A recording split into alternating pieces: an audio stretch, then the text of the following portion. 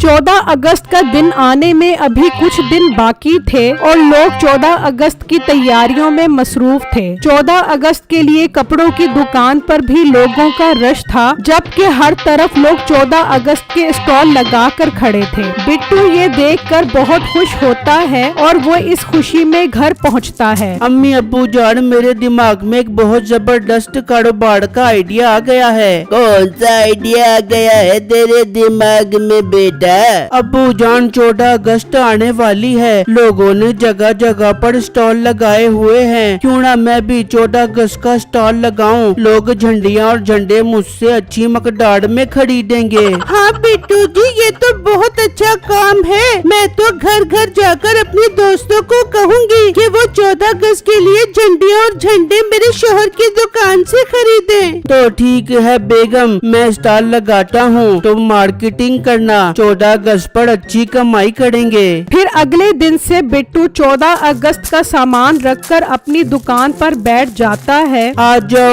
जाओ मुझसे झंडियाँ झंडे खरीद कर ले जाओ। 14 अगस्त पर अपने घर को सजाओ, बाजे बजाओ, झंडियाँ लगाओ। बिट्टू आवाजें लगा रहा होता है। एक बच्चा उसके पास आता है। अंकल अंकल, मुझे एक झंडियों का पैकेट दे दे।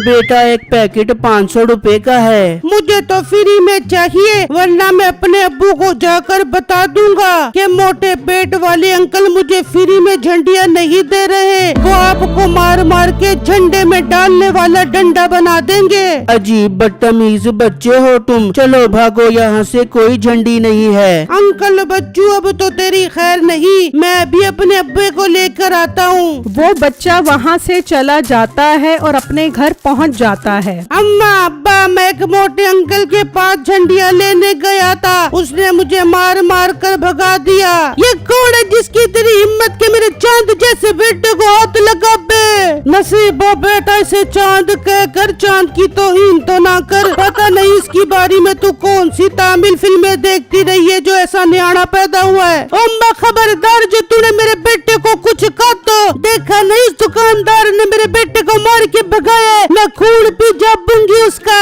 बस ये रोता हुआ आ जाता है और तू उसकी बात का यकीन कर लेती है। जरूर इसी ने ही कोई कांड किया होगा। सासू माँ, अगर मैं तेरी उम्र का लिहाज करता हूँ तो इसका मतलब ये नहीं कि तू मेरे पप्पू को इस तरह कहे। और बेटा तू चल मेरे साथ, मैं उसकी ऐसी की तैसी करता हूँ। जा अंदर से मेरी पानी वाली बंदूक लेकर आ। मीठे पानी वाली बंदूक से क्या तू उसकी झंडिया गीली कर बेबेगा? डंडा लेकर जाके उसका ऐसा कुटापा लगा के उसकी पेंट गीली हो जाबे। हाँ ठीक है, नहीं छोड़ूंगा मैं आज उसे। तू चल मेरे साथ। मीठा घर से निकलता है और बिट्टू के स्टॉल पर पहुंच जाता है। ओ मोटे, तेरी हिम्मत कैसे हुई मेरे बेटे को मारकर भगाने की? आज तो तेरी खैर नहीं, तेरा सारा सामान नदी में बहा दूंगा। ओ भाई, जरा आराम से। अपने बेटे के काम देखे हैं, फ्री में झंडियाँ मांग रहा था तो तू दे देता फ्री में झंडियाँ। तेरा क्या जा रहा था? मेरी झंडियाँ जा रही थी। और मेरी बात सुनो, मैं इसे फ्री में झंडियाँ दे भी देता, मगर ये आगे से बदमाशी करने लग गया। वो बातें कर रहे होते हैं कि बिट्टू की बीवी अपनी दोस्त के साथ आती है। बिट्टू जी, ये मेरी दोस्त है, मैं इन्हें झंडियाँ खरीदने के लिए आपकी दुकान पर लाई हूँ। अरे वाह, ये इस मोटे की बीवी तो फुल मार्केटिंग कर रही है। इतनी प्यारी प्यारी लड़कियाँ अगर झंडियाँ खरीदने आएंगी तो मैं लानत भेजता हूँ नौकरी पर। मैं भी झंडियों का स्टॉल लगाऊंगा। बिट्टू, आपकी बीवी ने आपकी बहुत तारीफें की थी, इसीलिए मैं आपके स्टॉल पर झंडियाँ लेने आई हूँ। एक पैकेट दे दे झंडियों का। अच्छा बाजी, अभी देता हूँ। अरे ये तो पागल है, इतनी प्यारी लड़की को बाजी बोल रहा है। मैं तो कभी भी बाजी बोलने का रिस्क ना लूं, क्या पता कल को शादी का सीन बन जाए। भाई साहब, आप जरा अपने बेटे को तमीज सिखाएं कि बड़ों के साथ कैसे बात करते हैं। जी भाई, आप ठीक कह रहे हैं। बेटा, जब भी किसी से मुफ्त में कोई चीज लेने आओ तो तमीज से बात करते हैं। आई बात समझ? उसके बेटे को बहुत गुस्सा आता है और वो वहाँ से चला जाता है और घर पहुँचता है। हाँ बेटा, कर दी तेरे अब्बे ने उसकी तबीयत साफ। अम्मा बस कर, पता नहीं तूने कैसा जोर पाला हुआ है। यहाँ पर तो इतना बोल रहा था, वहाँ जाकर उसकी सारी हवा निकल गई। उसकी दुकान पर दो खूबसूरत लड़कियाँ झंडा लेने आई। उन पप्पू चुन्नी लड़कियों को देखकर उसका गुस्सा ऐसे बैठा जैसे थक कर मेरा दादा बैठ जाता है। और मीठे को आज मैं उसकी गिच्ची दबा कर ही दम लेपूंगी। वहाँ मीठा अपने दोस्त के पास पहुँचता है। कम्मू यार जल्दी से अपनी मोटरसाइकिल दिखा, लड़कियों को इम्प्रेस करना है। अरे मीठे, अब्बा आने वाला है, अगर बाइक नजर ना आई तो मुझे बहुत डांटेगा। अरे टेंशन न ले, उसके आने से पहले आ जाऊंगा। ठीक है, अब्बू के आने से पहले पहले आ जाई और पेट्रोल भी डलवा ली। हाँ हाँ ठीक है। मीठा बाइक ले जाता है और लड़कियों को इम्प्रेस करने के लिए वन व्हीलिंग करने लग जाता है। बिट्टू कितना शौका आदमी है, लड़कियां देखी नहीं और वन व्हीलिंग शुरू कर दी। इसकी तो अब मैं खबर लेता हूँ। ओ हेलो, तमीज नहीं है तुम्हें? मेरी रोजी की जगह पर ये क्या हरकतें कर रहे हो? दफा हो जाओ यहाँ से और दोबारा अपना मुंह ना दिखाना। ओ मोटे गेंडे, तूने मेरे सामने जबान चलाने की हिम्मत कैसे की? इन लड़कियों के सामने मेरी तौहीन करके तूने अच्छा नहीं किया। अब मैं तुझे ऐसा सबक सिखाऊंगा कि तू याद रखेगा। मीठा वहाँ से चला जाता है और अपने घर आ जाता है। आज्ञा मीठे, तू तो गुस्से का बहुत ही ठंडा है। उसको सबक सिखाने गया था, उल्टा मेरे बेटे को ही बेइज्जत करके बेच दिया। ओ बेगम, इस वक्त मेरा मीटर बहुत शार्ट है। तू मुझे कहती थी ना नौकरी कर। अब मैं नौकरी नहीं बल्कि डायरेक्ट कारोबार करूंगा, वो भी झंडियों का। अपने बेटे का बदला मैं इस तरह लूंगा, उसके स्टॉल के साथ अपना स्टॉल लगा के उसका स्टॉल ही फलाप कर दूंगा। ये हुई न बात। मीठे, दुश्मन से बदला लेना हो तो इस तरह ही लिया जाता है। अब की न तूने शेर वाली बात, मैं अपनी दोस्त को भी तेरे स्टॉल पर लेके आऊंगी। हाय मैं मर जामा, चारों तरफ से लड़कियों में खेलूंगा, अब मजा आएगा। तभी कम्मू अपने बाप के साथ आ जाता है। मीठे, तुझे कहा था अब्बू के आने से पहले पहले आ जाई। अब अब्बू खुद आ गए हैं। ओ मीठे, तेरी मांगने वाली आदत कब खत्म होगी? उतर मेरी मोटरसाइकिल से, और आइंदा के बाद अगर बाइक मांगने आया तो तेरी खैर नहीं। वो बाइक लेकर चले जाते हैं। देख ले मीठे, जब इंसान की जेब में पैसा न हो तो लोग ऐसे ही जलील करते हैं। फिर जब अगला दिन होता है तो मीठा बिट्टू के साथ अपना स्टॉल भी लगा लेता है। ओ मोटे, अब देख लिया तूने मुझसे पंगा लेने का अंजाम। अब देख मेरी झंडियाँ और झंडे तेरे से ज्यादा बिकेंगे। मैं तेरा काम चलने ही नहीं दूंगा। भाई, रोजी सब नसीब की होती है, और वैसे भी मेरी बीवी मार्केटिंग करती है। वो अपनी सारी दोस्तों को मेरे पास लेकर आएगी। तभी उसकी बीवी अपनी दोस्त को लेकर आती है और वो मीठे की दुकान देखकर हैरान रह जाती है। बिट्टू, ये तो वही लड़का है ना जो कल वन व्हीलिंग कर रहा था? हाँ बेगम, ये वही है। बिट्टू, इसे छोड़ो, ये मेरी दोस्त है। ये आपसे पूरे 5 पैकेट झंडियाँ खरीदने आई है। ओ मोटे, अपनी बीवी से मार्केटिंग करवा के ज्यादा शौका न हो।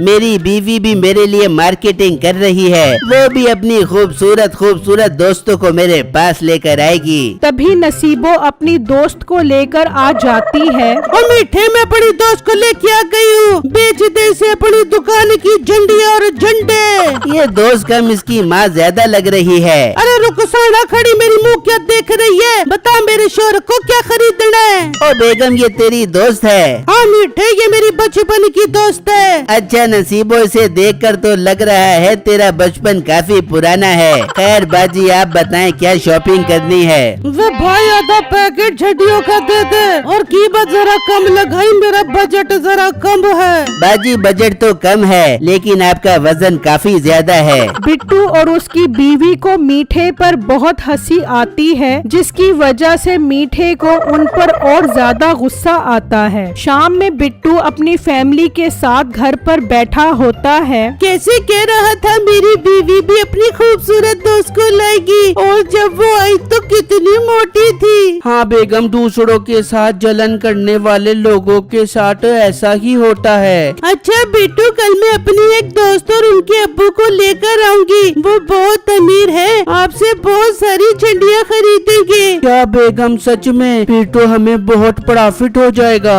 हाँ बिट्टू ऐसा ही है। वहाँ मीठा अपनी बेगम के साथ गुस्से में बैठा होता है। ओ बेगम, अगर तू अपनी इस तरह की फुकरी दोस्तों को लेकर आएगी तो हमें प्रॉफिट नहीं होने वाला। उस मोटे की बीवी को देखा है अपनी कितनी अमीर दोस्तों को लेकर आती है। मीठे तू फिक्र न कर, कल मैं भी अपनी अमीर दोस्त को लेके आऊंगी। और जरा कम उम्र की दोस्तों को लेकर आई, वरना मुझे उनके सामने शर्मिंदगी होती है। अब्बा कल मैं भी दुकान पर आऊंगा, मुझे भी काफी सारी झंडियाँ देना, मैं पूरा घर सजाऊंगा। जेब में तेरे धेला नहीं है, मुफ्त में झंडियाँ लेकर अपनी दुकान बर्बाद करवा लूं। चुप करके घर में बैठा रहे, खबरदार जो दुकान की तरफ अपना मुंह भी किया तो। मीठे के बेटे को अब उसके ऊपर और भी गुस्सा आता है। कोई बात नहीं अब्बा, कभी तो तू मेरे हत्थे चढ़ेगा। तेरी ऐसी दुखती रग पर हाथ रखूंगा कि तेरी दुखती रग पटाखा मार देगी। फिर अगला दिन होता है और वो दोनों अपने अपने स्टॉल पर खड़े होते हैं कि बिट्टू की बीवी अपनी दोस्त और उसके अब्बू को ले आती है और वो बिट्टू को बहुत बड़ा ऑर्डर देता है। अंकल मेरे पास अभी तो झंडियाँ कम हैं, इनसे मैं आपका घर मुकम्मल तौर पर नहीं सजा सकता।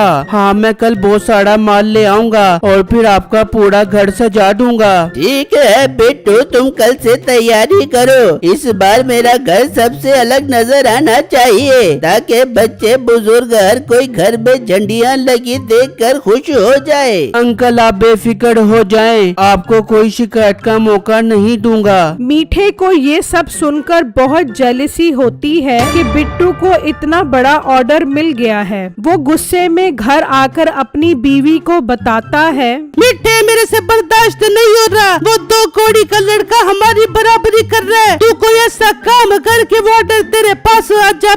बेगम मेरे पास एक हल है, कल वो मोटा उनके घर झंडियाँ लगाने आएगा। मैं रात में जाकर सारी झंडियाँ उतार दूंगा, जिससे उस आदमी को लगेगा कि ये लड़का बहुत गंदा काम करता है। मैं फौरन वहाँ आ जाऊंगा और उनसे सारा ऑर्डर ले लूंगा। वाह मीठे, ये हुई न बात, इस तरह तो वो मोटा बर्बाद हो जाएगा। मीठे का बेटा ये बात सुन रहा होता है। बर्बाद तो वो नहीं बल्कि अब्बा तू होगा। अब आई ना तेरी दुखती रग मेरे हाथ में। फिर अगले दिन बिट्टू उस आदमी का पूरा घर सजा देता है। अंकल आपका आधा काम मैंने कर दिया है, आधा काम कल आकर कर दूंगा। ठीक है, मैं कल तुम्हें सारी पेमेंट भी कर दूंगा। बिट्टू वहाँ से चला जाता है। फिर जब रात होती है तो मीठा सारी झंडियाँ उतार देता है। मीठे का बेटा उसकी सारी वीडियो बना लेता है। मीठा अपना काम करके चला जाता है और फिर अगले दिन वो आदमी आकर देखता है तो सारी झंडियाँ गिरी हुई होती हैं।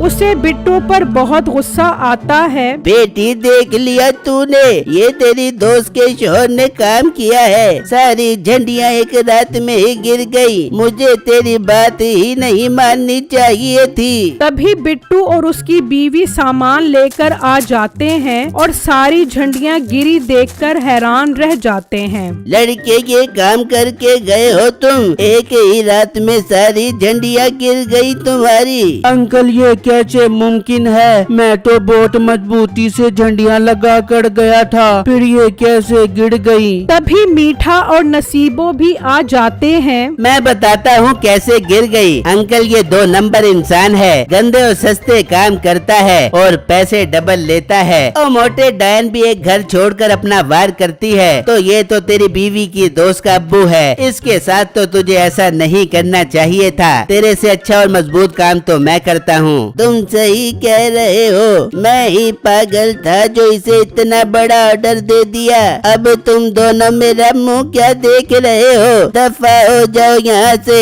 और मीठे में सारा ऑर्डर तुम्हें देता हूँ और वो भी डबल कीमत पर। बहुत शुक्रिया मेरे प्यारे अंकल जान, मैं आपकी उम्मीदों पर पूरा उतरूंगा। बहुत मजबूत और पायदार काम करूंगा। रुक जाओ अंकल, इस मीठे को मैंने अपना अब्बा रखा हुआ है, लेकिन मुझे बहुत शर्म आती है इसे अपना अब्बा कहते हुए। मोटू अंकल का कोई कसूर नहीं है, बल्कि मेरा अब्बा रात को आया था और सारी झंडियाँ गिरा गया। मेरे पास सबूत भी है, मैंने वीडियो बनाई है। फिर वो उस आदमी को वीडियो दिखाता है, जिसे देखकर उसे बहुत गुस्सा आता होता है। मीठे बकर झंडियाँ उतार कर तू बिट्टू पर इल्जाम लगाता है। तुम्हारी तो अब ये सजा है कि तुम फ्री में सारी झंडियाँ लगाओगे। और बिट्टू मुझे माफ कर दो, मैंने बगैर सबूत के तुम पर इल्जाम लगाया। मैं तुम्हें डबल पैसे दूंगा और इनसे मुफ्त में काम करवाऊंगा। पप्पू तूने अच्छा नहीं किया, मैं आज ही तुझे अपनी जायदाद से आग करता हूँ। कोई बात नहीं बेटा,